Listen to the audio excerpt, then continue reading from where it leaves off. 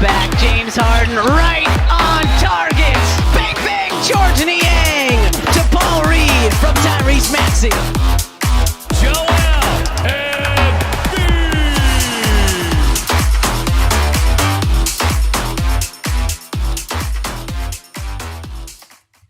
What is going on, guys? Welcome back to the Pick Swap Media YouTube channel. I'm here with a little something different today. I want to do a little bit of a look back on kind of this rookie class. And to do that, I could have nobody better but Chuck, who you guys, of course, know from the Chucking Darts podcast, the Chucking Darts NBA and Draft podcast, excuse me. But Chuck, appreciate you for coming on. How are you today? I'm doing wonderful, Sean. Thank you so much for having me on.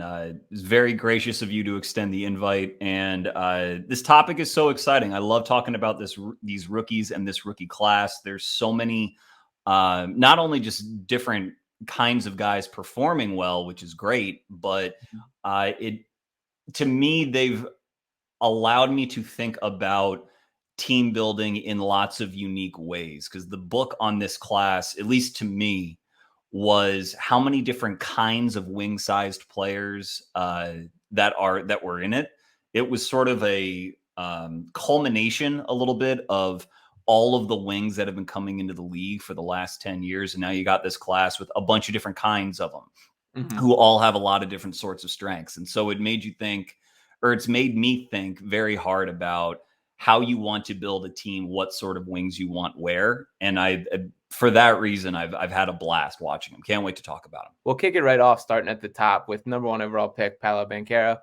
He's impressed early on with the Magic, a guy firmly in the Rookie of the Year running through 19 games, averaging 21.8 points, 6.7 rebounds, 3.7 assists, 44.6% from the field, and 23.9% from three. What are your early impressions of Paolo, and how has he lived up to your expectations?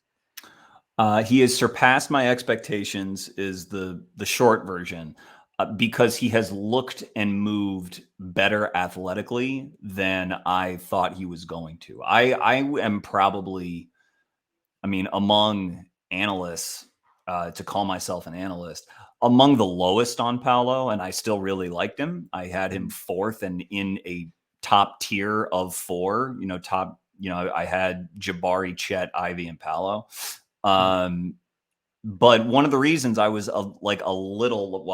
why I put him at 4 in that tier was because he was just very bulky at Duke, and he had trouble getting by people if he didn't have the defense in rotation when the ball came to him. If someone was closing out, he could get by him. But if it was just from a standstill, he had some trouble, more trouble than I would have liked to have seen from him. And he prefers to operate in the mid-range, which is not the most efficient area of the floor to operate in. But now he looks like he's in better shape.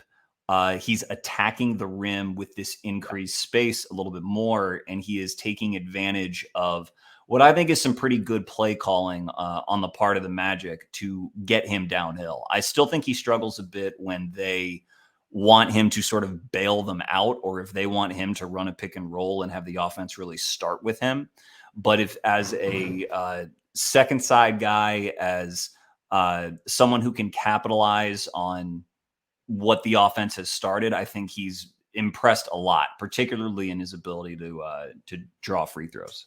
Yeah, that was my biggest point, is the way he's attacking the rim is the biggest thing that's jumped off the page. 8.7 free throw attempts per game for a rookie is pretty absurd numbers. And my biggest concern with Paolo was that kind of, as you mentioned, that reliance on the mid-range and kind of just taking tough shots. I think that's going to be something that he grows through in his game. I think these percentages will both get cleaned up as he progresses through his career. And it's also just fascinating, like what the Magic are doing down there with the positionless basketball and how all those pieces are going to kind of fit together. I'm a huge Franz Wagner guy as well. I think he's terrific. The resurgence of Bol has been something to watch this year. Very crazy. So I'm curious how this all kind of comes together, but I think Paolo has certainly done enough to consider himself kind of the centerpiece of the identity for what they're doing. And it is just that complete game. I haven't seen as much playmaking as I was kind of hoping to, but I also think that's a little bit of a product of just the Magic kind of system and everything that's going on, but a ton to really like there. And I think this guy's ceiling is up there as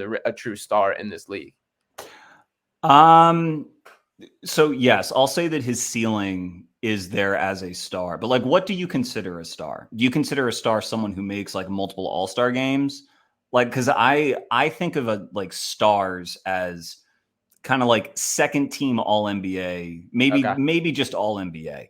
But Like a top, really, you want to get into that top 10 player discussion. sure. Where do you think he has a shot at that? Yeah, I would put him. I think he can get in like the Paul George kind of range is kind of where I put him, which isn't. I wouldn't say like the top of the league, but that's still like a guy I think you can build a team around. Yeah. Yeah, I want to dive into that a little bit more, but if you have other guys you want to get to first and loop back to Paolo, Okay, I'm totally cool to do that. We'll go through the top first. Let's touch on Chet real quick. Obviously, unfortunate the foot injury. Give me a little bit on kind of your outlook on Chet. Personally, I'm a big Chet Holmgren guy. I think this was the guy I had number one on my list going back to the draft. Very unfortunate, but I do also think it could be a little bit of a blessing in disguise for him to have a year to work on his body, and the Thunder still obviously trying to tank. What are your kind of thoughts on Chet and his outlook in the NBA? Very positive. I had Chet, like I said, number 2 on my board, and I think that Oklahoma City is a really wonderful context for him, really wonderful fit.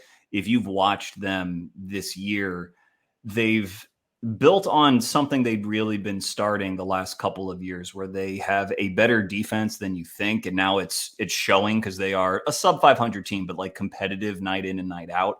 Yeah. And no one on their team is really like a standout defender in their own right. They have guys who execute their sort of no middle scheme, and they make defenders who I think would look not so great in other systems look average, and average guys look like legitimately good, but they don't have like a defensive stud, and they're still very young. But Chet, for what he can do best on defense, is a stud, which is to help out frequently on the weak side, as long as he's not the guy really defending the ball, and alter shots, erase stuff at the rim, react without fouling, and really alter just a ton with all of his length and all of his smarts.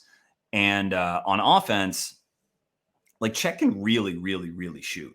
Yeah. And I think that's probably something that, for all of the hand wringing that went on about his frame and, you know, is he going to hold up? And then unfortunately he gets hurt in the summer, and so he has to deal with that whole cycle. When you're taken at the top of a draft in the top few picks, you need to have a theory as to how you can be a dominant offensive player. Because that you look at any star, name me a star, whether it's Paul George or Jimmy Butler or anyone in the NBA who isn't Draymond Green, they are stars first and foremost because of how well they play offense.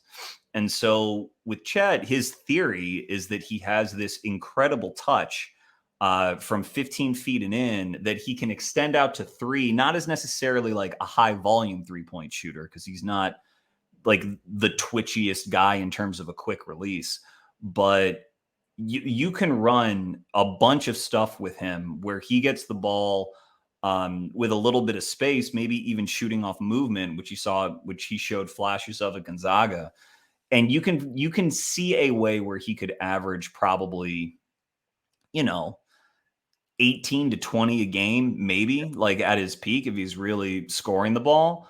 And if you're doing that and you're providing all defense level defense or something close to it, if you're in the right scheme, it's a max player. It's someone really, really good. And I think that not all of it, I think there would have been a learning curve on defense as he adjusts to the speed of the game and the athletes in the NBA. It wouldn't all have translated right away, but you would have seen him contribute to like a sneaky good team pretty quick. And his shot, I think, would have caught on pretty quick. And you combine those two things, you're going to have like two-way impact for a team surpassing expectations. And I think that would have led him to be rookie of the year if he were healthy. Paolo is definitely leading that charge right now, but he is doing it in the more traditional way that rookies of the year do it, which is accumulate stats, but also accumulate a lot of losses. I think Chet would have worked the balance a little bit better and would have sort of won voters over the course of the season. Yeah, you touched on a lot that I like there. And for the defense specifically, I really do think he's like a potential defensive player of the year level player. I think when he puts the pieces together, because we think about a player like Rudy Gobert, who has become kind of the poster boy for defensive player of the year. Chet has like that kind of frame, and I think he can defend on the perimeter much better than Gobert can. And one of the things that was a misconception of mine, kind of watching it, or at least my expectation going in as from watching the hype from high school and everything, like Chet is no softie. He's a guy that is going to compete every night. And one of the things that also impressed me is people attack his chest constantly because of his frame, and obviously they think he's little, and he does a great job of like swallowing that up by just using his arms, and does a pretty good job not fouling there. He still gets caught at times, but I was very impressed with the way he's kind of able to like use guys going at him in a way to his advantage. And as you touched on, the offense, the pick and pop potential is something that's great, and I think he plays like a winning brand of basketball. I think the Thunder might sneakily be happy that he's not helping them contend this year, because that team is already, I think, a little bit too good to be tanking, and especially with the SGA has been playing and everything else. So I'm very excited to see when he comes back to this court, and to obviously Joel Embiid started at a much higher floor for this, but he benefited so much from the 2 years off and purely focusing on his body and putting the pieces together. I think that kind of taking a similar approach to take this year to do whatever is needed to put on weight, put on muscle, and be ready for this NBA grind is going to be a great thing for him in the long run. But I cannot wait till he's back on the floor. Yeah, and I think another aspect to his sort of feistiness and how he likes physicality is, you mentioned the guys like to go at his chest. I think that it suckers defenses in. Like, this is a much different suckers offenses in. This is obviously, James Harden is a much different player than Chet, but when he was in his switch defenses in Houston, one of the reasons those defenses were effective is that they go, oh, well, James Harden is a bad defender. That was their perception. So let me go at him. Let me halt what I normally do on offense so that I can isolate at Harden and pick at that supposed advantage of a matchup. But Harden is a stout wing size defender, and if you just try to go around him or through him, he could hold up. At least he could for a few years there. And I think that Chet, obviously built much, much different, but it's the same way. Like, there are just not many guys in the NBA who are like great at posting up. And so to decide that an offensive possession is going to be a post up against Chet because you just think he's paper thin and you're just going to cut right through him when you don't have the technique or the footwork or the counters to really get to your angle and get to a shot that you can hit, it's just a fool's errand. I actually think that, I don't know that I'm with you on how good he is on the perimeter. I think that sometimes, his feet can look pretty slow, and I think that's a function of him not reaching his athletic prime yet. We'll see where he ends up, but for what he would be used for, I think that is going to be very good for sure. Yeah, I can't wait to see him back on the court. It is very disappointing for him to miss this year, but definitely one we will revisit. To shift gears to somebody that is on the court this year, somebody that has disappointed a little more than I think most have expected, is Jabari Smith. And obviously a tough kind of situation I think he's been thrown in with Houston, with just all the young guys there. A lot of just kind of every night it feels a little different how that team looks with Jalen Green and everything else going on. What's been your perception of Jabari so far this year? Oh man, how much time do you have? So my perception, I did an episode a couple weeks ago before Jabari's play started to increase, because his last 10 games, his shot has come up a lot. But where we were talking about Jabari and Paolo, my guest Mike Gribanoff and myself, and we both preferred Jabari to Paolo at draft times. We were coming at it from a similar angle, and our conclusion about Jabari is that when you doesn't really matter who your guards are. It could be Luka Doncic or it can be Kevin Porter Jr. When you enter the NBA and you rely on hitting jumpers, which is what Jabari's game is right now, that you are going to be relying on someone else to basically give you your timing. When you operate off the dribble like Paolo does, one of the advantages to doing that is you get the shot that more or less you dictate. Even if it's well defended and it's a tough angle and you're forced into it, your body sort of rhythmically knows when it's going to shoot and everything like that. But if you are relying on someone else and you are catch and shooting because the ball just got to you and you have to read a closeout from an NBA athlete and you haven't had that happen to you before, I think it messes up timing more than at least I had given it credit for, more than I sort of comprehended for new guys in the league. And if you look at other players who I believe are kind of similar to Jabari in terms of not being the most explosive athletes coming out, but having shooting talent, the ones I think I brought up on the podcast were maybe Brandon Ingram, Lauri Markkanen. These were also guys who were not really known as setting the world on fire early in their careers and then have exhibited sort of jumps as they have found offenses that suit them and as they have reached their sort of physical prime. I think that might happen with Jabari, but I do have to say that the more drastic change, apart from, the not necessarily his shot now going in, is that I think his defense has cleaned up notably the last 10 games. And I think his timing on that end has really improved. I listened to a podcast. It's not some like niche podcast. It was the Low Post. Jonathan Gavoni was on it this week, and he was talking about Jabari in pretty like negative terms, saying, this guy's not an athlete. And that's one of the reasons why he shouldn't have really been considered for number one. But Jabari can switch on defense. He's very competitive. He can contest at the rim. He can rebound in traffic. And guys at 6'10", 6'11", who can do that as 19-year-olds, like passably in the NBA, they just don't come along very often. And the guys I mentioned before, Ingram and Markkanen, they could not do that early in their careers. So the fact that Jabari can, I think, is extremely encouraging. And if his shot keeps going down and his timing improves, and now, he's at, I guess, 36% from three on the season, even with this horrible start. I think he's at like 42% his last 10 games. If that sort of normalizes for him and he's shooting high 30s as a 19-year-old rookie, like a true blue 19-year-old rookie, and he's providing solid defense as a 19-year-old rookie, I'm going to be even higher on him than I was coming into the season, which was quite high. So like a mixed bag, really, really bad to start, but I think he is cleaning it up. What do you think? Yeah, so I'll start out with, I was not as high on Jabari going into it. I actually had him at 4 on my top rankings. I had for mine, I had Chet, Paolo, Ben Mathurin, and then Jabari at 4 were my top 4 going in. Ben, I love it. Yeah, I want to get into Ben in a little too. But for Jabari specifically, what kind of held me back on it is obviously he's a 6'10" kind of spot up shooter, which is a great thing when you connect at the efficient rate, which he showed to at Auburn.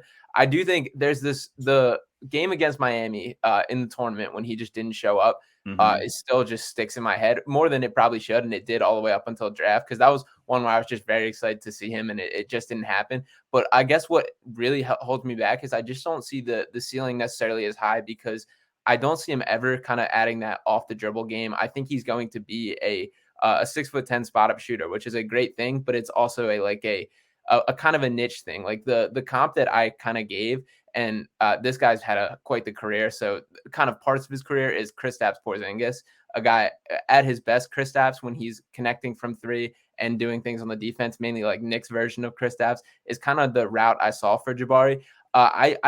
I think he's going to be absolutely fine in the long term, but I don't ever consider him that kind of like building block piece, which he doesn't necessarily have to be in Houston because of all the talent.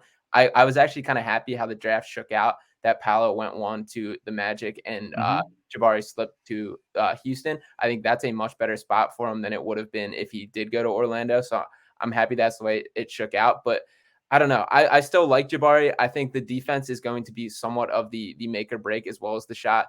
But defensively, if he can be that kind of guy and like a number one kind of anchor guy defensively, there's absolutely like a key starting and significant starting role on him for the team, a pretty high level player. But I just don't see like that superstar potential that I would like to of a player of that kind of draft stack.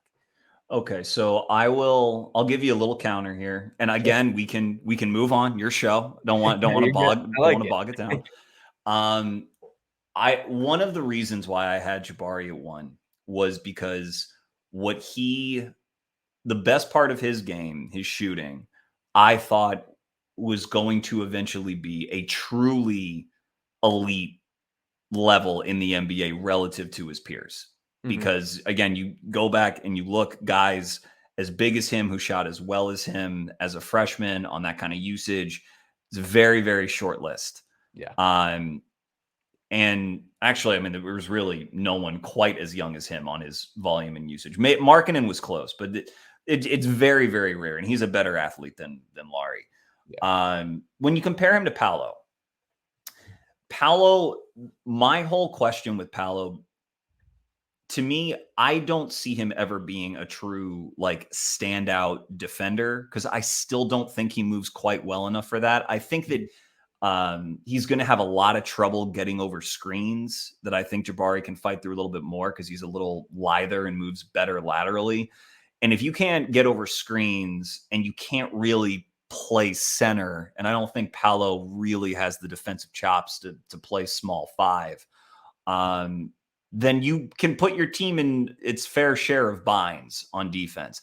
And so to compensate for that, I just think that the bar is so high for guys whose games operate off the dribble because the best players in the world at that are so supremely good and have such good touch and, or in some cases are such nuclear athletes.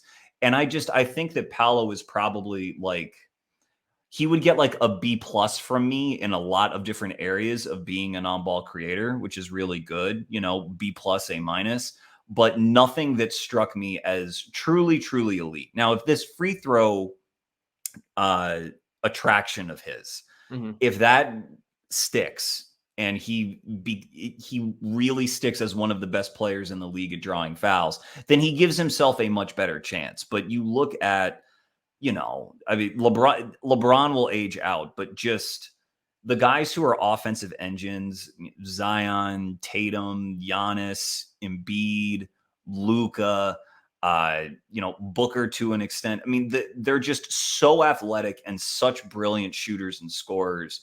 And I just don't know if Paolo has the shooting touch or really the athletic level to be in their company. Now, that doesn't mean he doesn't make all-star games or he doesn't get paid and he isn't, quite good and playing in the playoffs. But I think that low-key operates as a ceiling capper on your team if your best guy off of the dribble is only the 14th best player in the league, to just pick a number out of thin air, which I think would be a great outcome for Paolo. Yeah. Contrasted with Jabari, he's going to need someone off the dribble who is really, really good. Right. But I expect him to be so good at those supplementary things and to be someone who scores 20 plus a night anyway in really efficient ways that his team is going to benefit from it more. It's just like, I'd rather have the elite number 2 than the like merely good number 1. I just think that leads to more winning basketball. That's sort of where I come from on it.